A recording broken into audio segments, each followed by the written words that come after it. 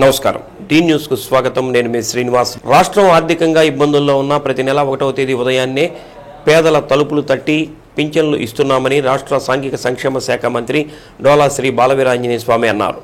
జరుగుమల్లి మండలం పైడిపాడులో ఇంటింటికి తిరిగి లబ్ధిదారులకు మంత్రి పింఛన్లు పంపిణీ చేశారు. 2722 కోట్లతో ప్రతి నెల 63 లక్షల మందికి పింఛన్లు ఇస్తున్నట్టు తెలిపారు. పేదరికం లేని సమాజం కూటమి ప్రభుత్వ ధ్యేయమని అన్నారు. P4 బంగారు కుటుంబం కాన్సెప్ట్తో రాష్ట్రంలో పేదరికాన్ని రూపుమాపేందుకు సీఎం చంద్రబాబు నాయుడు కృషి చేస్తున్నారని అన్నారు. సమాజంలో 10% ఉన్న ధనవంతులు 20% ఉన్న పేదలను అభివృద్ధి చేసేందుకు ముందుకు రావాలని అన్నారు. కార్యక్రమంలో అధికారులు, సచివాలయ సిబ్బంది, టీడీపీ నాయకులు పాల్గొన్నారు. లెక్క పెట్టుకోవాలి, లెక్క పెట్టుకో.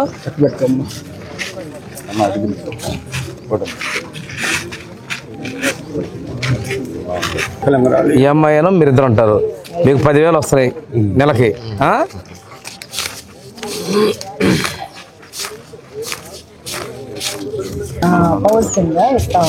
తాగునట్లు మరి 4,000 అవసరం.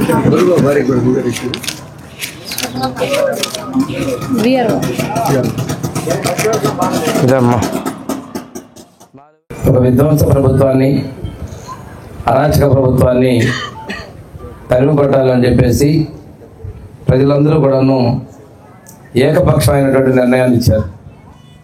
దానిలో భాగంగా తెలుగుదేశం సారథ్యంలో ఉన్నటువంటి ఎన్డీఏ ప్రభుత్వం, తెలుగుదేశం, జనసేన, బీజేపీలు ఇచ్చిన వాగ్దానాల్ని నెరవేర్చేందుకు ముందుకు వస్తుందని చెప్పి తెలియజేస్తున్నాం.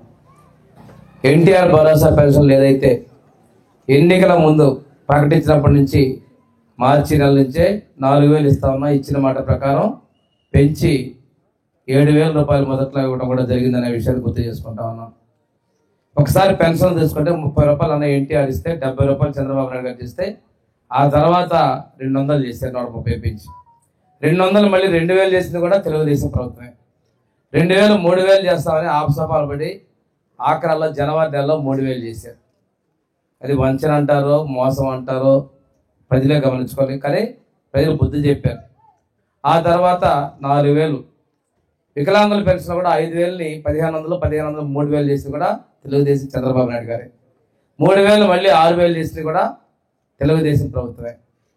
ఈరోజు మంచంలో ఉన్నటువంటి వ్యక్తుల కోసం 15,000 రూపాయలు ఇచ్చింది కూడా, వీల్ చైర్కి మంచానికి ప్రతి వాళ్ళకి ఇచ్చింది కూడా ఎన్డీఏ ప్రభుత్వం అనే విషయాన్ని మేము తెలియజేస్తున్నాం.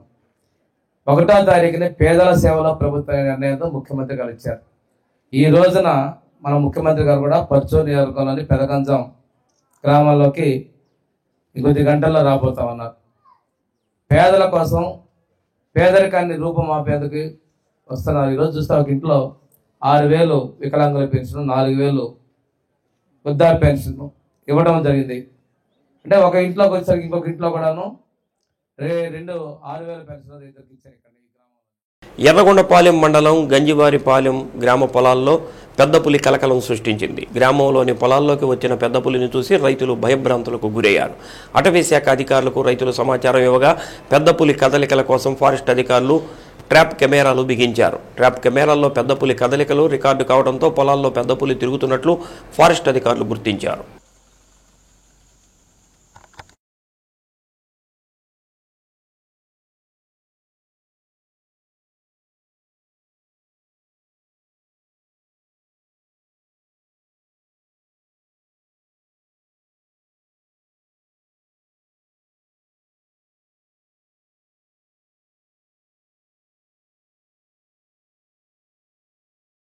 పేదల సంక్షేమానికి కూటమి ప్రభుత్వం కట్టుబడి ఉందని రాష్ట్ర విద్యుత్ శాఖ మంత్రి గొట్టిపాటి రవికుమార్ తెలిపారు.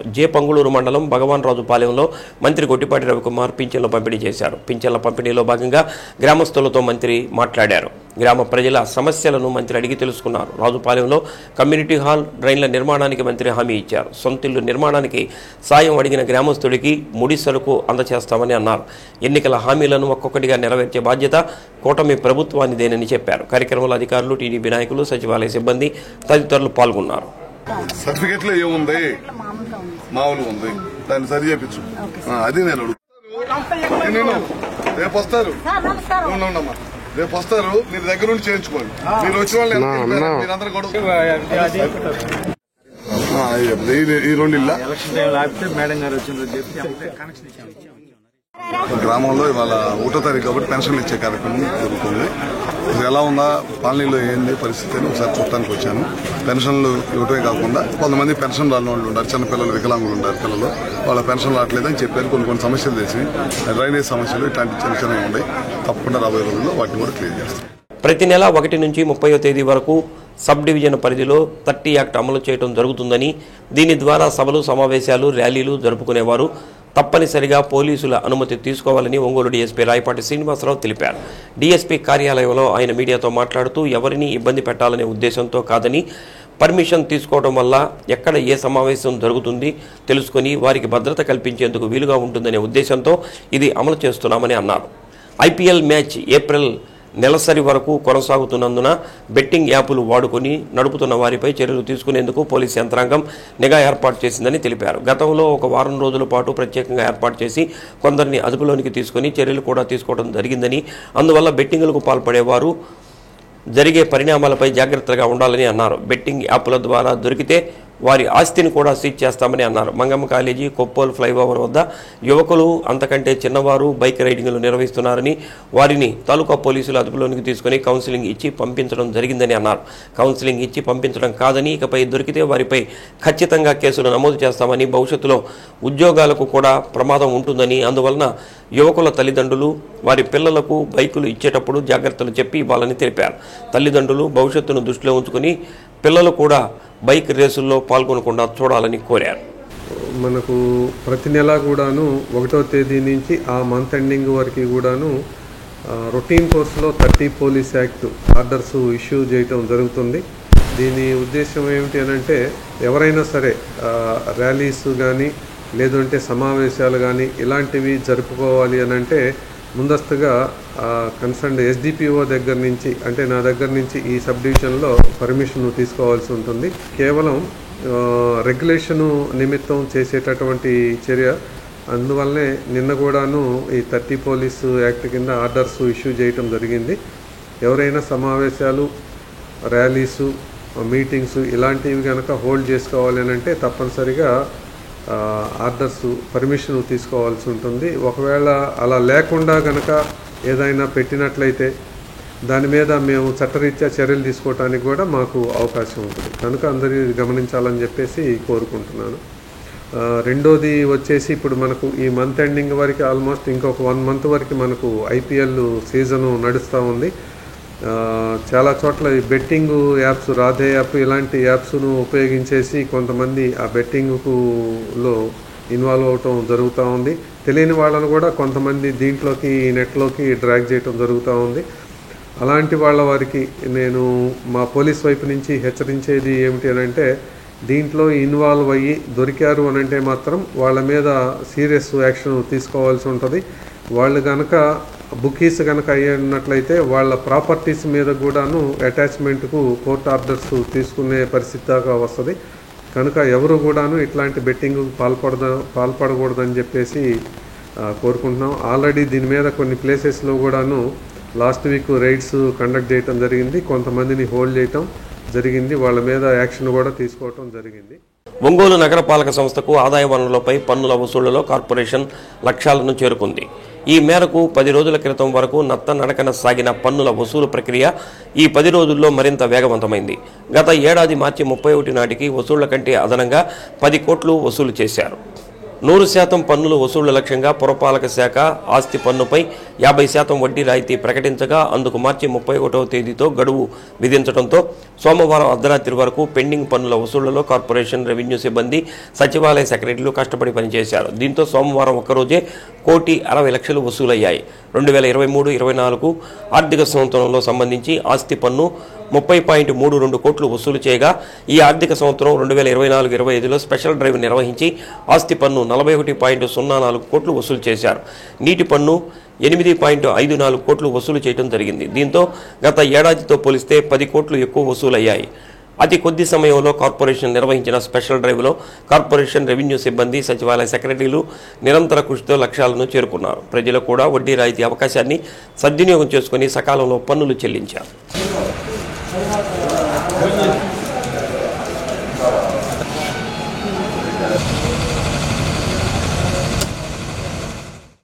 సువార్తకుడు పగడాల ప్రవీణ్ మృతిపై సమగ్ర విచారణ జరిపించి న్యాయం చేయాలని కోరుతూ టౌన్ డినామినేషన్ చర్చెస్ ఆధ్వర్యంలో Ongole Kurnool road bypass road నుంచి కలెక్టరేట్ వరకు నల్ల రిబ్బన్లు ధరించి భారీ ర్యాలీ చేపట్టారు. ర్యాలీలో అన్ని చర్చలకు సంబంధించిన సంఘ కాపరులు సంఘస్థులు పెద్ద ఎత్తున పాల్గొన్నారు.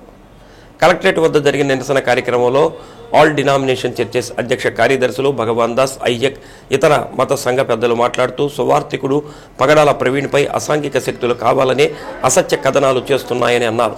శాంతియుతంగా ప్రార్థనలు చేసుకుంటూ సమాజం బాగుపడాలని కోరుకునే క్రైస్తవ లోకంపై ఈ విధమైన దాడులు చేయడం అన్యాయమని అన్నారు. ప్రవీణ్ మృతిపై సమగ్రమైన విచారణ జరిపించి నిజమైన దోషులను చట్టం ముందు నిలబెట్టాలని కోరారు. నిరసన కార్యక్రమానికి సిపిఎం నగర కార్యదర్శి చికటి శ్రీనివాసరావు, కేబీపీఎస్ జిల్లా కార్యదర్శి రఘురాం మద్దతు పలికారు. కార్యక్రమంలో సంఘ కాపరులు మన్నం సతీష్, ఎం సురేష్, నరేంద్ర, విలియం కేరీ, సామ్రాట్, శామ్యుల్ కృపాకర్, శాంసన్, నరేంద్ర, శేఖర్బాబు తదితర సంఘ కాపరులు పాల్గొన్నారు. డిఆర్ఓ చిన్నబోబులేసుకు క్రైస్తవ సంఘాల నాయకులు వినతి పత్రం అందజేశారు.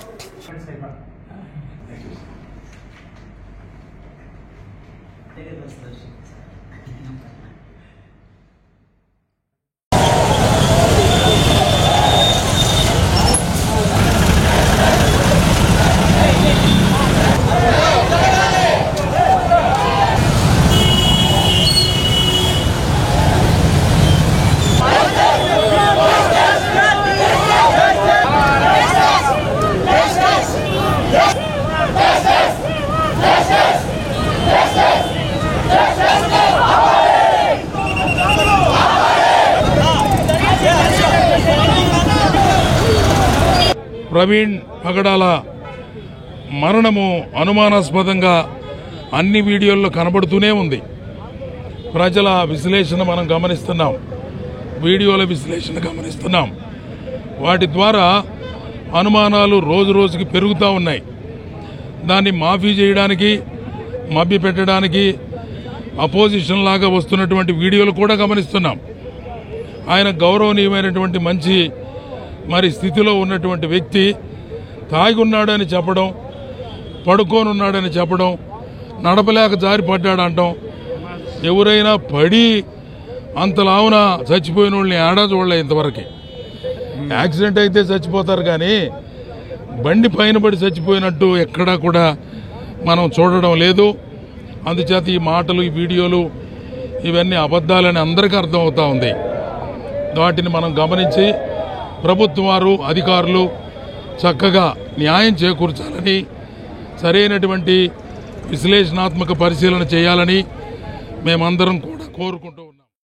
ప్రవీణ్ పగడాల మరణము ఒక ఆలోచనను కలిగిస్తుంది క్రైస్తవ సంఘాలకి, పాస్టర్లకి, నాయకులకి. కేవలం ఈ రెండు రాష్ట్రాలే కాదు, ఇతర భారతదేశంలోనే కాదు, ప్రపంచ దేశాలు కూడా దీని గురించి ఆలోచన చేస్తున్నాయి. ఎందుకు ఇలా జరిగింది, దీని వెనక ఉన్నటువంటి కుట్ర ఏమిటి, ఎలా చనిపోయాడు, ఈ యాక్సిడెంటా లేదా మర్డరా, ఏ విధంగా జరిగింది అనే దర్యాప్తు బృందం దానిని త్వరగా ప్రజలకు అందించాల్సిన బాధ్యత ప్రభుత్వంది. ప్రభుత్వము తప్పనిసరిగా క్షుణ్ణంగా పరిశీలన చేసి జరిగినటువంటి వాస్తవాలను వెలికి తీసి వాటి రూపాన్ని క్రైస్తవ ప్రజలకు అందించాలని ఈ శాంతియుత ర్యాలీని క్రైస్తవ సమాజం నిర్వహిస్తుంది. పాస్టర్ ప్రవీణ్ గారి మృతి మీద ఈ రాష్ట్రంలో ఉన్నటువంటి క్రైస్తవులు, ముస్లింలు, సభ్యుదయవాదులు అందరూ కూడా తీవ్రమైనటువంటి ఆందోళన చెందుతూ ఉన్నారు. వారి మృతి మీద సమగ్రమైనటువంటి న్యాయ విచారణ చేయాలి.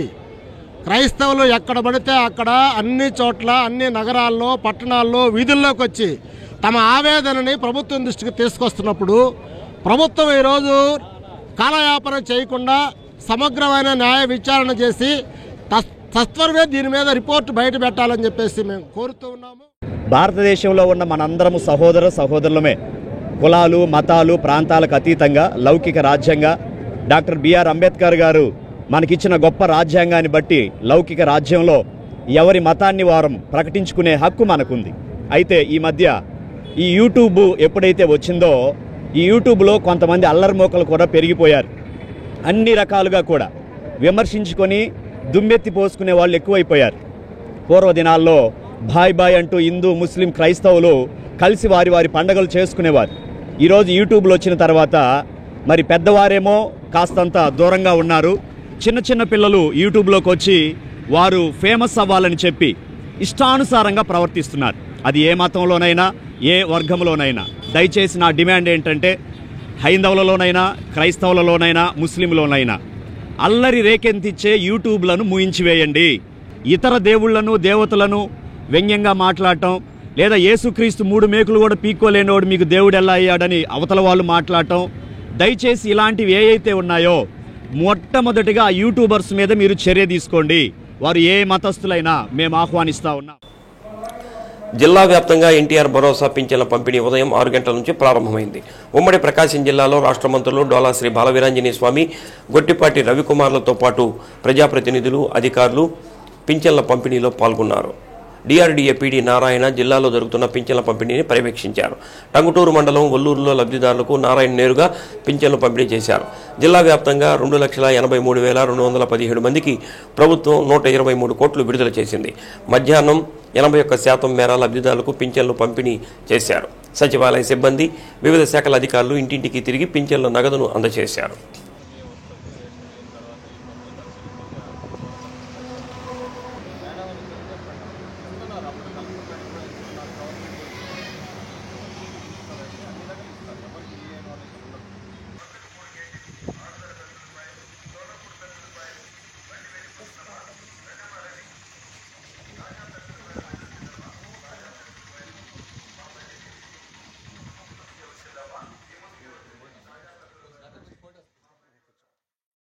రోగుల పరీక్షలు, శస్త్రచికిత్సలంటూ నిత్యం తీరిక లేకుండా ఉండే వైద్యులు ఉగాది పర్వదినాన్ని పురస్కరించుకుని కళాకారుల అవతారం ఎత్తారు. ఐఎంఏ ఆధ్వర్యంలో ఒంగోలు ఇందిరా ప్రియదర్శిని కళాశాలలో నిర్వహించిన సాంస్కృతిక కార్యక్రమాల్లో సందడి చేశారు. రాజా రవివర్మ స్త్రీమూర్తుల చిత్రాల చీరకట్టులో మహి మెరవగా తెలుగు పద్యాలు, గేయాలు, భువన విజయం నాటిక ప్రదర్శనతో పురుషులు అలరించారు. కార్యక్రమానికి అధ్యక్ష కార్యదర్శులు శివ సీతారామయ్య, జాలాది మణిబాబు, కోశాధికారి రమణారెడ్డి తదితరులు పర్యవేక్షించారు. నిజమైన ఆభరణులేడు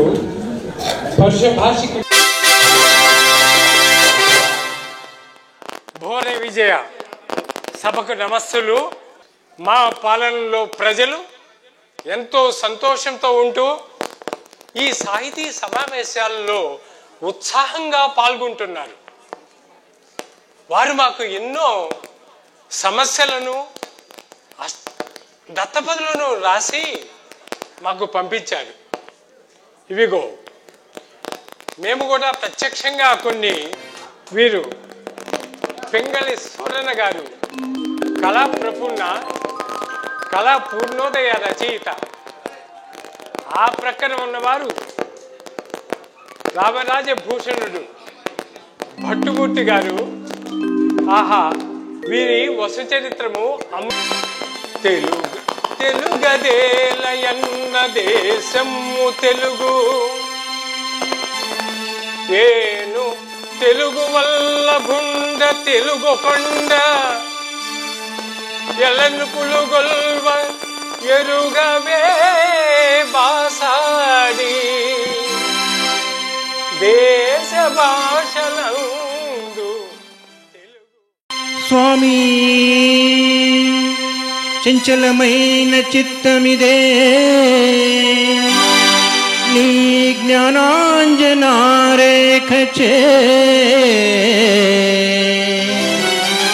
నీ మంబున్గునే నిశ్చలత్వముదవెన్ నిండారు నీ భక్తిచే. ఆంధ్రభోజ శ్రీకృష్ణదేవరాయ జై హో.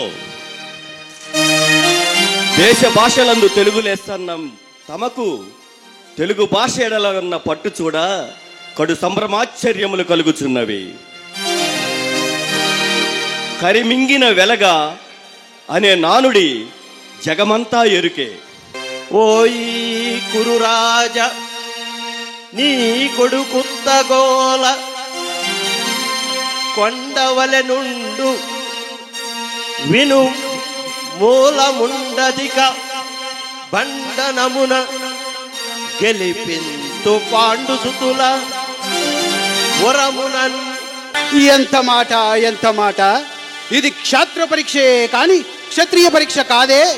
కాదు, కాకూడదు. ఇది కుల పరీక్షే. అందువా మీ తండ్రి భరద్వాజుని జననం ఎట్టిది, అతి జుగుత్సాకరమైన నీ స్వభావం ఎట్టిది. మట్టి కుండలో పుట్టిదివి కదా. ఏ కులము? ఇంత ఏలా అస్మత్ పితామహుడు కురుకుల రుద్ధుడైన ఈ శాంతనవుడు శివసముద్రుల భార్యకు గంగాగర్భాన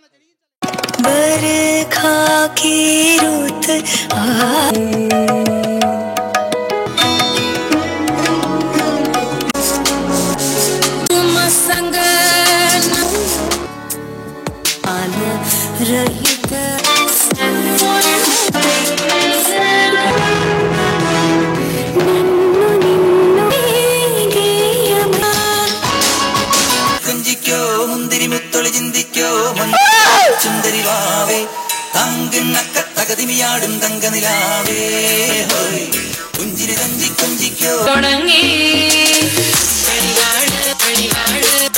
రవివర్మను ఆవిష్కరించిన క్రియేటర్ మండో సుభాష్ బాబు.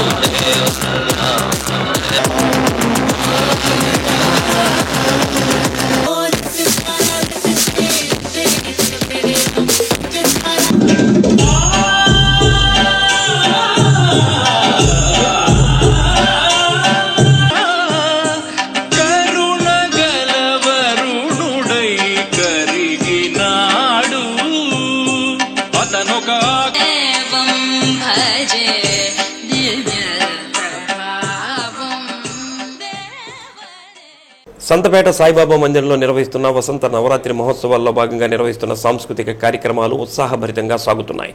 ఆధ్యాత్మిక ఉపన్యాసకులు పొన్నూరు వెంకట శ్రీనివాసులు వసంత నవరాత్రి వైభవంపై ప్రసంగించారు.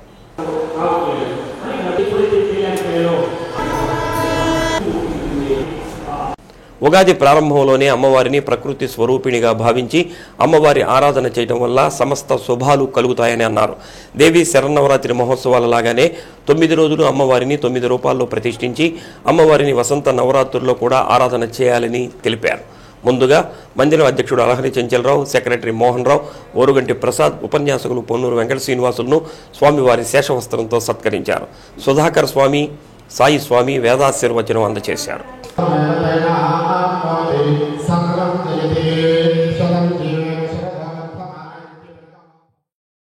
సంవత్సర ఉగాది కార్యక్రమాన్ని ప్రారంభించుకున్నాం.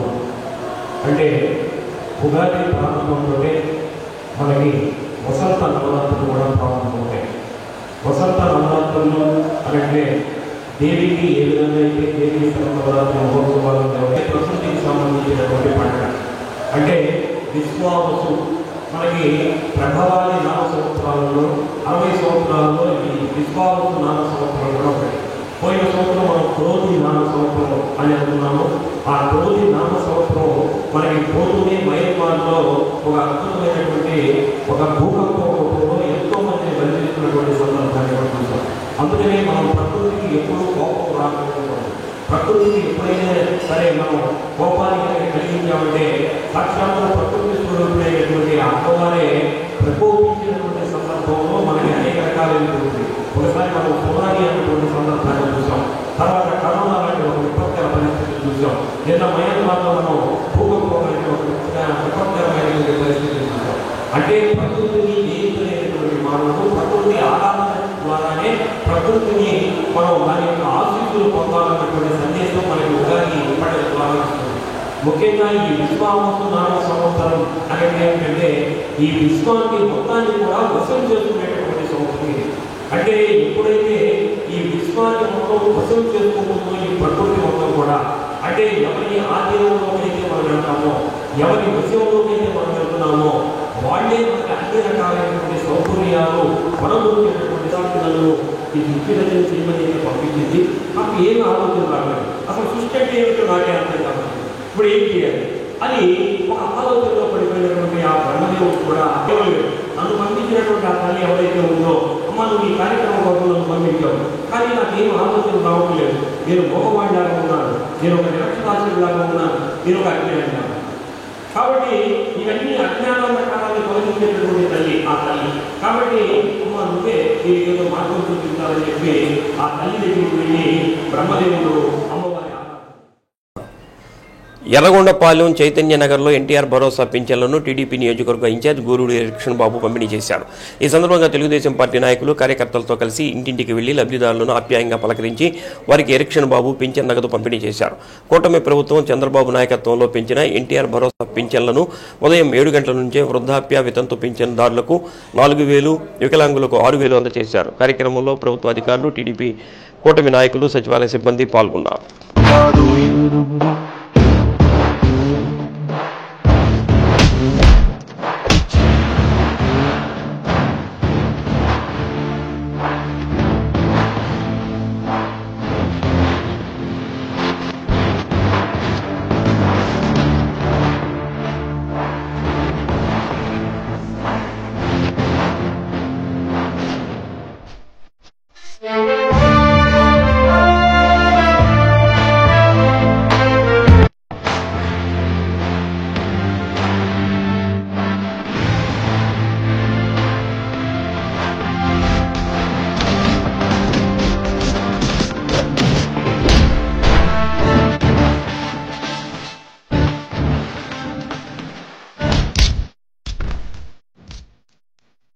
శ్రీరామనవమి పండుగను పురస్కరించుకుని శర్మ కళాశాల వద్ద ఉన్న మామిడిపాలెం కొండపై వేంచేసి ఉన్న శ్రీ సీతారామస్వామి వారికి వసంత నవరాత్రి మహోత్సవాలను ఘనంగా ప్రారంభించారు. సిబిఎన్ రీడింగ్ రూమ్ వద్ద నుంచి స్వామివారి దేవస్థానం వరకు రోడ్డుకు ఇరువైపులా భారీగా విద్యుత్ దీపాలను ఏర్పాటు చేశారు.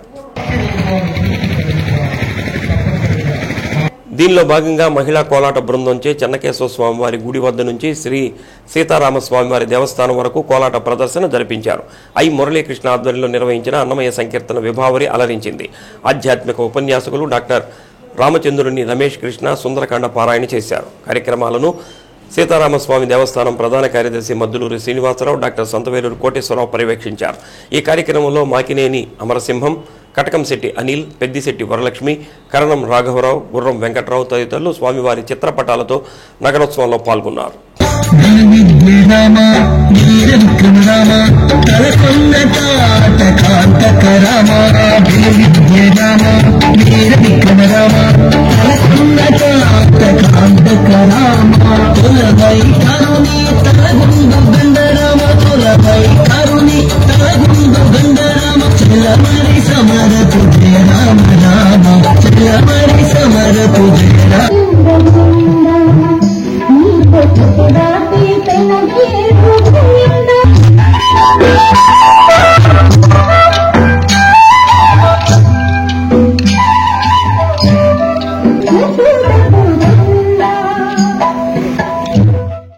AP municipal workers and employees union ఆధ్వర్యంలో ఒంగోలు నగర కార్పొరేషన్ కార్యాలయం ఎదుట సమస్యల పరిష్కారం కోరుతూ నిరసన కార్యక్రమం చేపట్టారు. ఆప్స్కాస్ రద్దు నిర్ణయాన్ని, ప్రైవేటు కాంట్రాక్టర్లకు ఇవ్వాలన్న తీర్మానాన్ని, రాష్ట్ర మంత్రివర్గ నిర్ణయాలను ఉపసంహరించుకోవాలని సిఐటియు నగర అధ్యక్షుడు మహేష్ అన్నారు.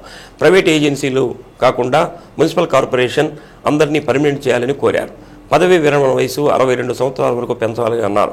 గ్రాడ్యుటీ, చనిపోయిన కుటుంబ సభ్యులకు ఉద్యోగాలు ఇవ్వాలని పేర్కొన్నారు. గత 17 రోజుల సమ్మెకాలపు ఒప్పందాలు, జీవోలను అమలు చేయాలని అన్నారు. Municipal workers and employees union జిల్లా కార్యదర్శి కొన్నిపాటి శ్రీనివాసరావు, రాష్ట్ర ఉపాధ్యక్షురాలు కె సామ్రాజ్యం, యు రత్నకుమారి, కోటేశ్వరరావు, వెంకటేశ్వర్లు, శ్రీనివాసరావు, మోహన్ రావు, భారతి, వంశీ, దివ్య, శ్రీలక్ష్మి తదితరులు ఈ కార్యక్రమంలో పాల్గొన్నారు. ఈరోజు ఆప్కాస్ని రద్దు చేసే నిర్ణయాన్ని, అట్లాగే ప్రైవేట్ ఏజెన్సీలకు అప్పచెప్పే విధానాన్ని పూర్తిగా సిఐటియు దీన్ని ఖండిస్తున్నాం. అందులో భాగంగానే ఒంగోలు నగరపాలక సంస్థ నందు అన్ని డివిజన్ల నుంచి కార్మికులతోటి నిరసన కార్యక్రమం చేస్తూ ఉన్నాం. ఈరోజు ఆప్కాస్ విధానం వచ్చిన తర్వాత కార్మికులకి ఒక రకమైన వేతనాలు 1-2 తారీఖులో పడతా ఉన్నాయి. అట్లాగే ఏజెన్సీలు, టెండర్లు అమలు చేస్తే గత 15 ఏళ్ళ నుంచి కార్మికులకి ప్రతి నెల వేతనాలు ఎప్పుడు పడలేదు. వేతనాలు పడిపోగా 2 నెలలకి, 3 నెలలకి, 4 నెలలకి కూడా వేతనాలు వచ్చిన ఘనత ఉంది. అందుకని పాత పద్ధతిని ఏజెన్సీలకి, టెండర్లకు కానీ అమలు చేస్తే అదే వ్యవస్థ కొనసాగుతుంది. అట్లాగే పిఎఫ్, ఈఎస్ఐ కూడా వాళ్ళకి పూర్తి స్థాయిలో కట్టరు, లోకల్ ఉన్న ఏజెన్సీలు కానీ, టెండర్లు కానీ. అందుకని చెప్పేసి కార్మికుల్ని అభివృద్ధి చేయాలన్నా, ముందుకు తీసుకోవాలనుకుంటే వాళ్ళని పర్మనెంట్ చేయండి, లేదంటే కనీస వేతనం సమాన పనికి సమాన వేతనాలు ఇవ్వాలని చెప్పి రాష్ట్ర ప్రభుత్వం రాష్ట్ర మంత్రివర్గం ఫిబ్రవరి 6వ తారీఖున ఆబ్కాస్ విధానాలను రద్దు చేసి వివిధ శాఖల్లో ఉన్న డిపార్ట్మెంట్లకు ప్రైవేట్ ఏజెన్సీలకి అప్పచెప్తామని 6వ తారీఖున వార్తల్లో అలాగే పత్రికల్లో రావడం జరిగింది. దీన్ని వ్యతిరేకిస్తూ మేము గత నెలలో వివిధ రూపాల్లో ఆందోళన చేశాము. చెలో విజయవాడ కార్యక్రమం చేశాము, అలాగే ఒంగోలు నగరపాలక సంస్థ వద్ద ధర్నాలు చేశాము. కానీ రాష్ట్ర ప్రభుత్వం ఎలాంటి స్పందన లేదు. ఈరోజు ప్రతి నెల 1, 2 తారీఖుల్లో జీతాలు వచ్చే ఈ ఆబ్కాస్ విధానం తీసేసి ప్రైవేటు వ్యక్తులకు అప్పచెప్తే నెలల తరబడి 1 నెల 2 నెలలు అనేది లేకుండా వేతనాలు సక్రమంగా రావు, పిఎఫ్ సరిగ్గా కట్టరు. ఈరోజు మళ్ళీ కార్మికుల్ని వెనక్కి నెట్టే ప్రయత్నం ఈరోజు రాష్ట్ర ప్రభుత్వం కూటమి ప్రభుత్వం చేస్తూ ఉంది. అందుకని ఈ ఆబ్కాస్ విధానాన్ని కొనసాగించాలి.